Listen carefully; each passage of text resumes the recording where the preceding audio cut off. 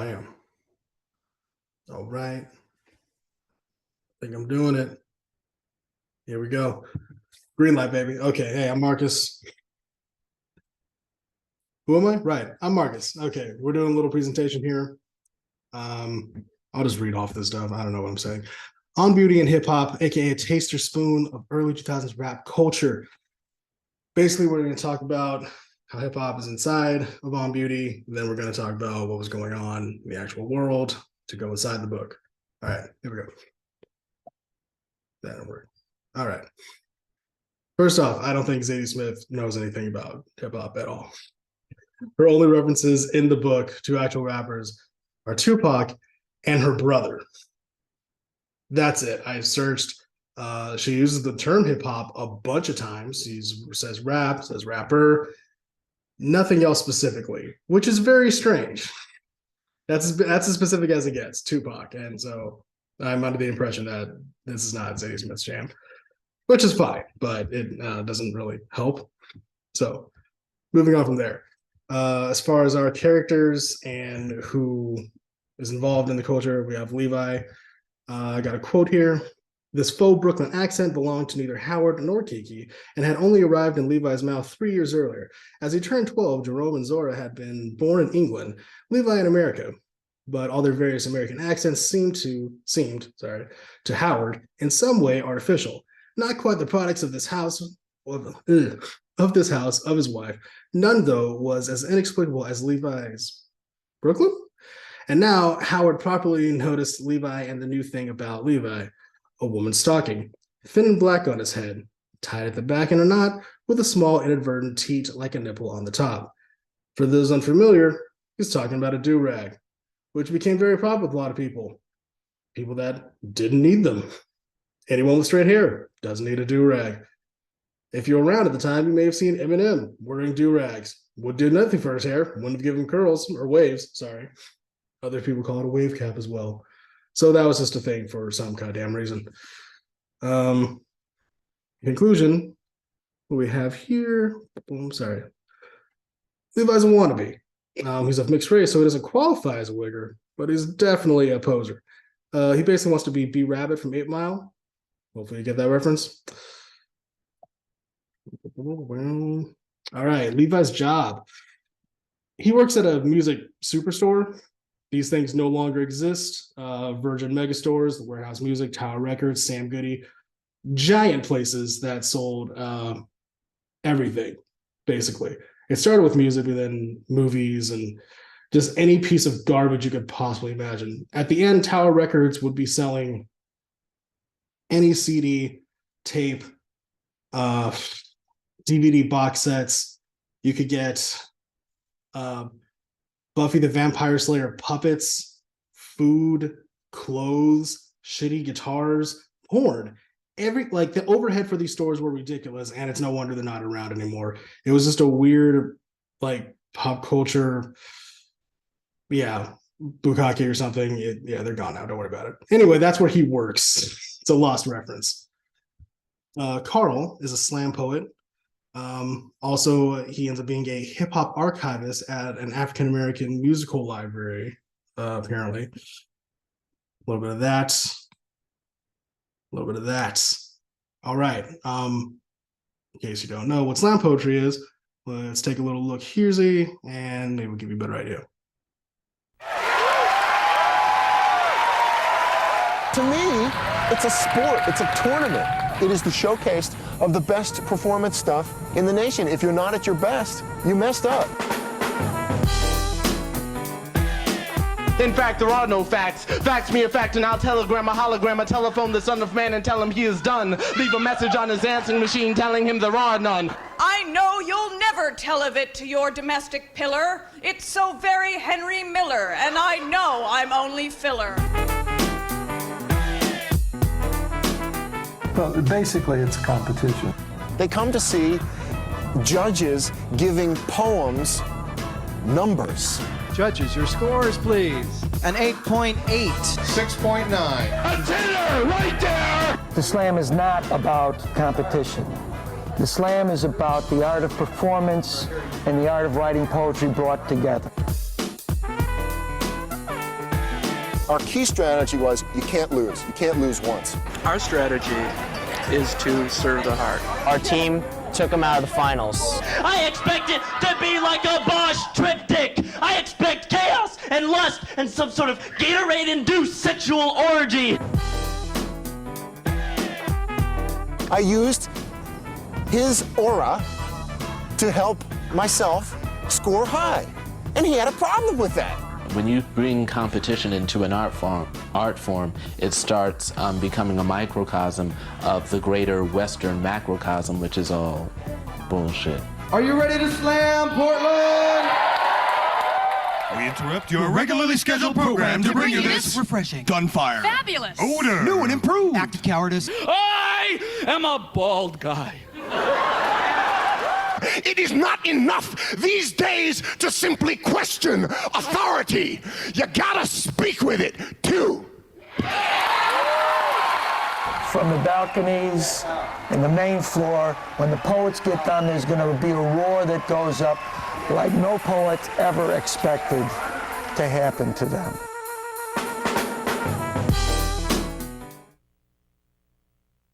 All right. So there was that little bit. So at the time, early 2000s, there's a show called Def Poetry, also known as Def Poetry Jam, followed from Def Comedy Jam, Russell Simmons produced in the 90s. It was a strange trend. This was kind of heading it at the moment. It was hosted by Mos Def, some of the more famous people that were on it, and there were tons of people on it. Like there was about 8 per episode. It ran for a number of seasons. Who we got? Erykah Badu, Saul Williams, Black Eyes, Jewel, Cedric the Entertainer, The Last Poets, Jay Ivy, Dave Chappelle, Jamie Foxx, Patricia Smith, Tyler Qualley, Craig Mums Grant, rest in peace, Malcolm Jamal Warner, Keith Murray, Wood Harris, Lyndon Quinton Johnson, Jill Scott, Common, Kanye West, Damon Kennedy, Smokey Robinson, MC Light, Tracy Morgan, KRS-One, and Dougie Fresh together, Adele Givens, Kim Fields, Ruby D, Anita Franco, Mike Epps, Dead Prez, Lauryn Hill, and Wyclef Jean, just to name a few. Ran from 2002 to 2007. But let's back that up. In the early 2000s, hip hop culture definitely had an element of mainstream media outlets pushing things from the underground that had started in the 1990s.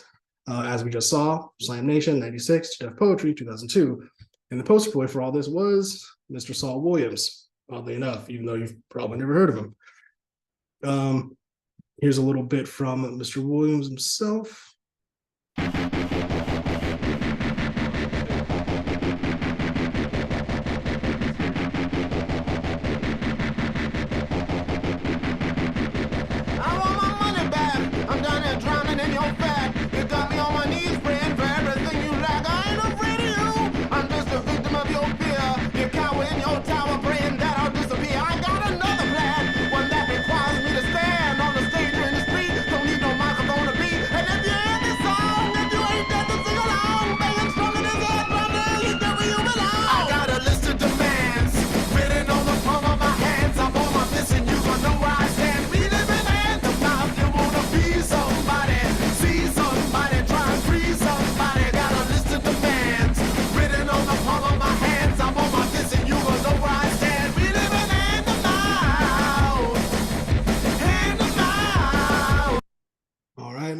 A little clip of that. It's from the second record.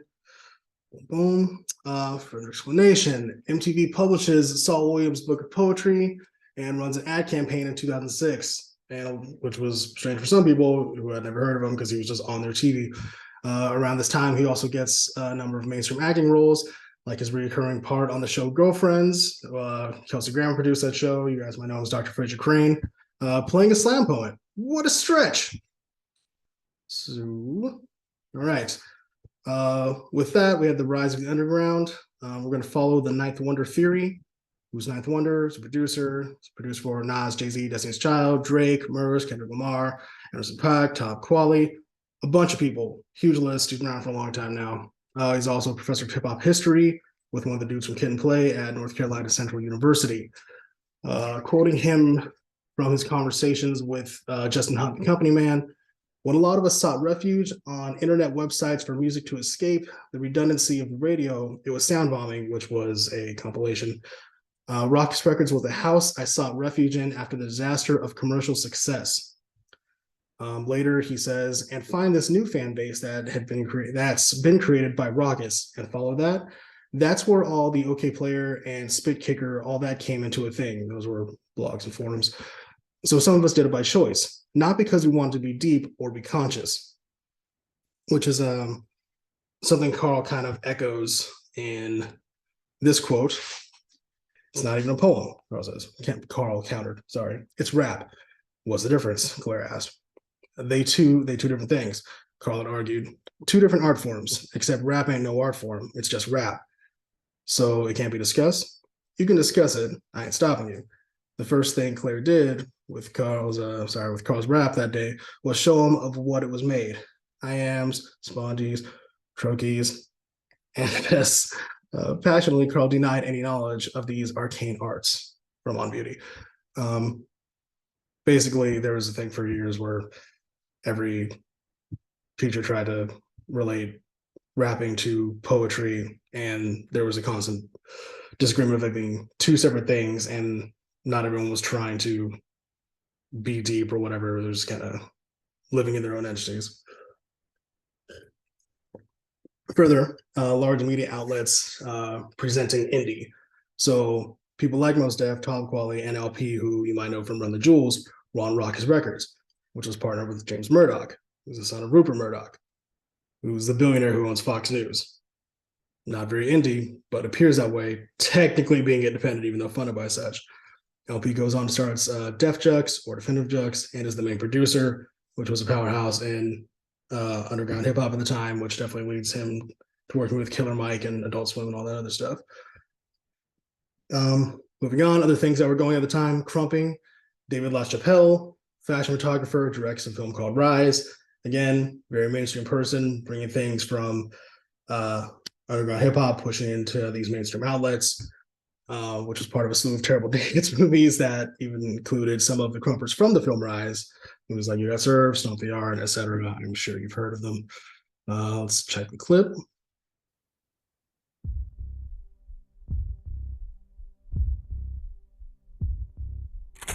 Throwing up they sets, acting popular. I'm going mainly face painted like a warrior. This is not a trend. Let me repeat, this is not a trend. Out here, it's a flow, it's a vibe. Everybody does it. You never seen pain expressed like the best place to get the real truth is right from the street. There's a group of us got together and we invented this. You have stripper dancing, which we do not do.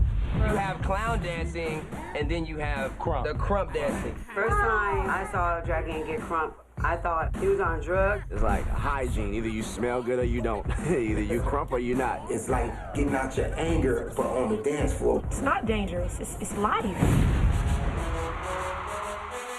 Gangbanging, it's a competition. The Crips go against the Blood. That's how Thomas started a thing called the Battle Zone. Battle Zone. Battle Zone. Battle Zone. By the Battle Zone being created, it's like that same competition, but it's on the flip side. We have the Little Mama match.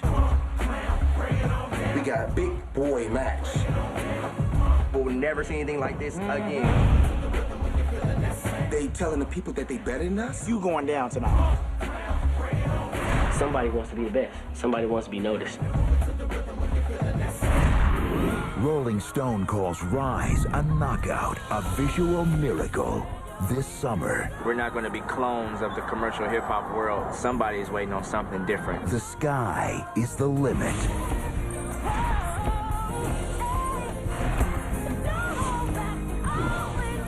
We're going to sail into the dance world. We're going to take it by storm. We're going to rise no matter what. Rise.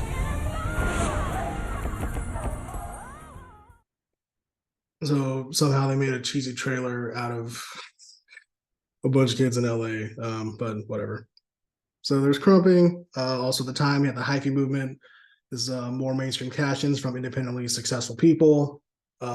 It's kind of well known that pretty much everyone from the Bay Area doesn't need the rest of the country, but they do it anyway. So like I said, Bay Area hip-hop culture, not crunk, that's Southern, often got confused or compared to such, with people like E40, Mac Dre, Keep the Sneak, Andre Nicotina, such as such artists. Also sideshows were part of that, which was their car culture.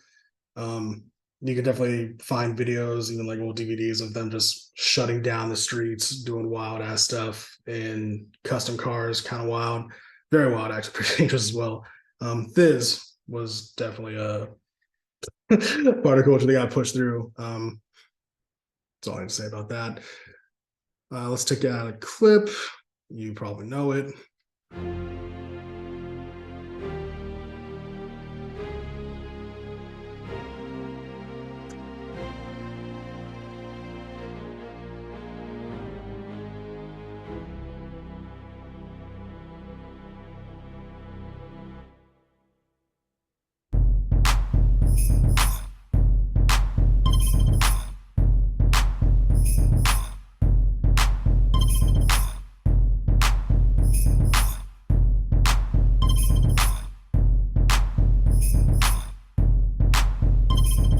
Tell me when to go. Tell me when to go. Tell me when to go. Tell me when to go. Tell me when to go. Tell me when to go. Tell me when to go. Tell me when to go. Ooh, Jesus Christ had dreads, so shake 'em. I ain't got none, but I'm planning on growing some. Imagine all the Hebrews going down, dancing on top of chariots and turning tight ones. Ooh. All right. You get it. Just a little bit of that. Boom. This was also the bling era, or shiny suit rap a la Puffy. Lil Wayne coins this phrase. Same era that sees an all-time high in record sales and also begins the decline of the industry, thanks to the internet. Mainstream emphasis on flash and commercialization. Criticism of such. Clearly there's a big backlash. We'll think about whether it's hip-hop versus rap, whatever. Mos Def put out a song called The Rape Over, set to the beat of Jay-Z's The Takeover from his battle with Nas before he got ethered. Real short clip. These are all the lyrics to it. You can follow along if you please. Listen, old white men is running this rap shit. Corporate force is running this rap shit. Some tall Israeli is running this rap shit. We poke out our asses for a chance to cash in. Cocaine is running this rap shit. Joe Yak and E-Pills is running this rap shit. The rape over, turn your face over, nigga. No God in the sky, it's me. Game over. Hey, little soldiers, you ready for war? But don't ask what you fighting for. Just hope that you survive the gunfight, the drama, the stress. You get in the line of fire, we get the big ass checks. You getting your choice of pimp. Make a choice and fall in. This is Hostro B.I. Take that cock in your behind, biatch. Hit the streets and perform for us. Hold hard and bring it on to us, fucker. I'll let you sip cups of army, get a Mercedes, and kick back and let you pay me. My Mac is crazy. I leave the knife and fist fights filled with glamour. Here, take a picture with this platinum plated sledgehammer. We overdo it, add the fire and explosion to it. We sow confusion, we run rap music. MTV is running this rap shit. Viacom is running this rap shit. AOL and Time Warner running this rap shit. We poke out our asses for a chance to cash in. Cocaine is running this rap shit. Hennessy is running this rap shit. Quasi-homosexuals is running this rap shit. What yo? We run the world. So in all of the pictures to promote this album, that's it. Mos Def appears in blackface, basically likening modern hip hop, at the time modern hip hop, to a minstrel show. And also, just for reference, the tall Israeli bit is a specific reference to Leor Cohen and nothing anti-Semitic. If you don't know who Leor Cohen is, just Google it. Nope. Shut up. Sorry. Honorable mentions: UK Grime, Piece of Dizzy Rascal, video games, Def Jam games, the NBA Ballers, 50 Cent Bulletproof. Yes, 50 Cent had his own video game. And 1 mixtapes. That's an exclamation point, not a 1. Oh well. Watch the documentary, recently came out. DJ hosted mixtapes, hip hop magazines and blogs, Gym Class Heroes and the birth of emo rap and turntablism. Don't have time to cover all of that. Let's get into some questions. Who is the term shiny suit rap taking shots at? A, Atmosphere. B, Last Emperor. C, Necro. D, Sean, Puffy, P. Diddy, Puff Daddy, Diddy, Dirty Money, Papa, Diddy, Pop, Vote or Die, Diddy Ass, Diddy Combs, or Cameron? Oh my God, it's Sean Combs. Question 2. What was the name of Saul Williams's book? The World According to Pretty Tony, Black Privilege, Opportunity Comes to Those Who Create It, Check the Technique, The Keys, or the Dead MC Scrolls. And yes, these are all real books. Shabam, Dead MC Scrolls. All right. And not listed, of course, I'll mention Gospel of Hip Hop. Question 3. Which rapper was pictured on the title card? Is it A, Chingy, B, Fonte of Little Brother, C, Pigeon John of LA Symphony, D, Jaquan, or E, Tony Starks? Tony Starks, aka the Ghostface Killer. And those are my works cited page. And that's it for me. Thanks for listening and watching. Sorry that took so long. And that is just a little chunk. There's so much more, but didn't have time for all that. Okay, love you, bye.